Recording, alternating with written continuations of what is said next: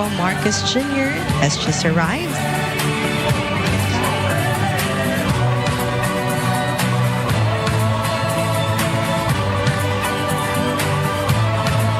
President-elect Ferdinand Bongbong Marcos Jr. has just arrived at the award for promoting Philippine-China understanding. With him is the incoming First Lady, Lisa Araneta Marcos. They are welcomed by the President and the Ambassador of China, Huang Ziliang, and the President of APCO, Mr. Jeffrey Nang.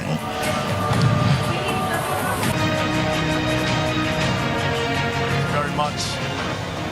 Good evening. Allow me to greet our distinguished guests, of course, headed by our former President, President Joseph Estrada. Ang tawag ko sa kanya, siya ang aking among tunay. Mula nung siya'y naging Pangulo, ang tawag ko kay Pangulong Erap ay ang aking among tunay. Hanggang ngayon, kahit tayo napalaran na, boss, among tunay. Good to see you po. His Excellency, the Ambassador from the People's Republic of China, our good friend who has fostered so many relationships in the time that he has come as the representative of the People's Republic of China, His Excellency Ambassador Wang Ziliang.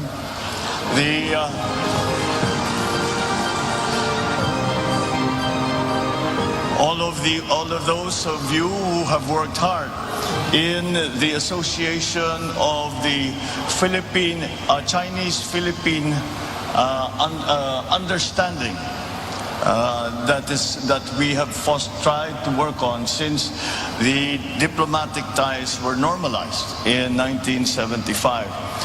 I have been lucky enough to have been able to attend many of the commemorations of the Chinese-Philippine Day as we are doing now. And it is because, well, certainly because, in fact, it is, in my view, a very important relationship that we must continue to evolve as the years go by and as the changes that we have seen around the world are affecting our own status within the region. And with that cooperation and with that communication, I think that we have been able to find a way to grow and to make stronger the relationships between our two countries, the People's Republic of China and the Republic of the Philippines.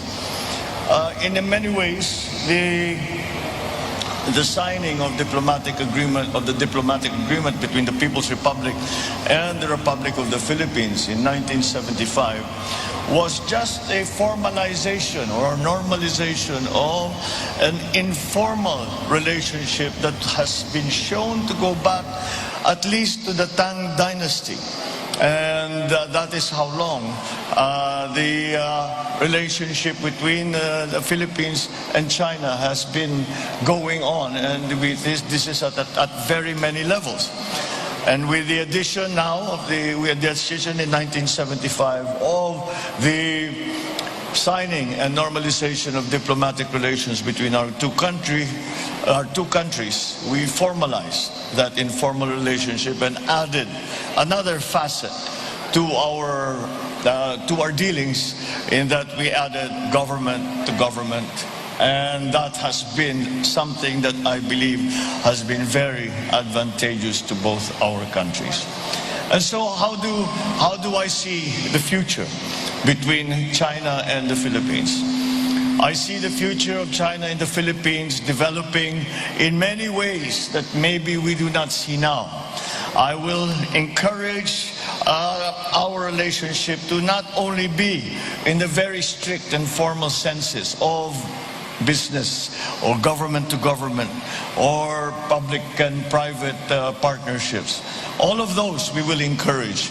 But I learned a term and one of the conferences I was invited to in China, and it is a good term because it is, I believe, presents for us another opportunity to grow closer. And that term that I learned from the Chinese is people to people. And I think that it is another place, another area, another direction that we can explore to strengthen our foundations, to strengthen the foundation of our partnership, our friendship, and so that we move forward together into the future.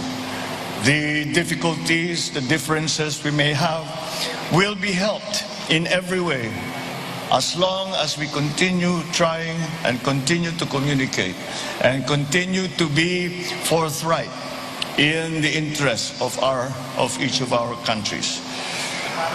I am of the firm belief that as we try to make our way in the post-pandemic world, then that each country will not be able to thrive, to survive and to thrive by itself. We have developed such a close global community, both in politics, both in diplomacy, also in business, and so that it is not possible any longer for a single country to make its own way and say that they will succeed. I truly believe that it is the partnerships and alliances that we as a country will make with our friends and allies and partners around the world that will keep the stability of our economic recovery. And I think that, again, the synergy that will come from that cooperation is what I believe will bring us forward to a bright future. And to come to the day when we can say we are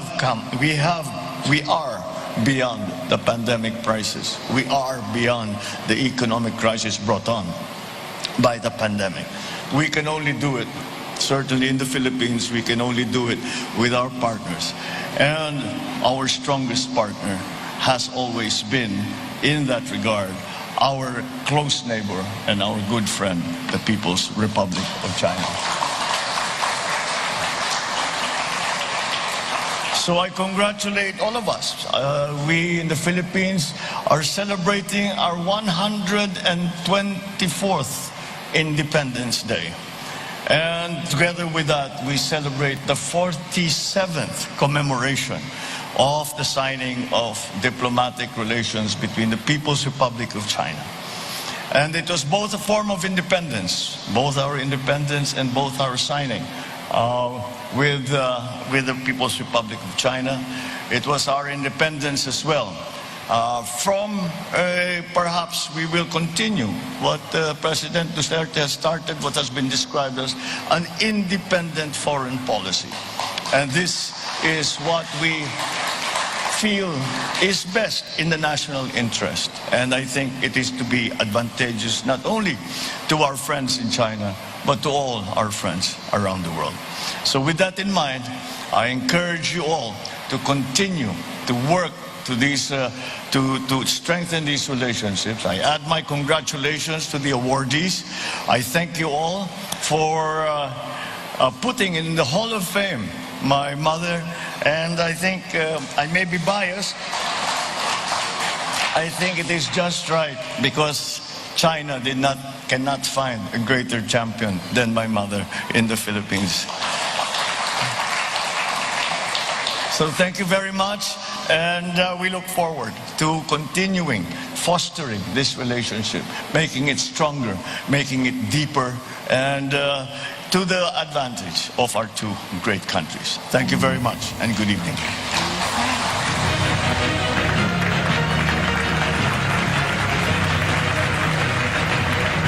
Thank you, Philippine President-elect Ferdinand Romualdez